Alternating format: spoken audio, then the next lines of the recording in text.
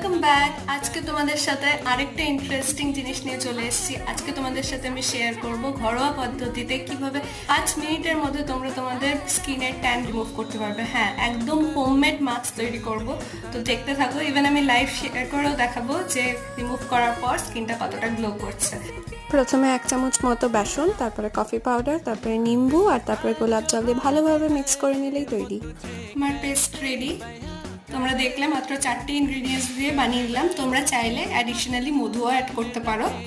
দেখতে খুবই ফানি লাগছে। আমি দেখাবো এটা ওয়াশ করার পর কিরকম আসছে। এটা আরেকটু শুকোবে।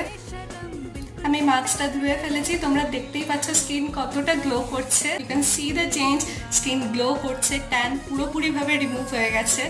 আর মাস্কটা লাগালে স্কিনটাও প্রচণ্ড সফট হয়ে যায়। আর এই ভিডিওটাই ইন ডিটেলে দেখার জন্য বড় ভিডিও খুব শিগগিরই আসবে, সাবস্ক্রাইব করুন।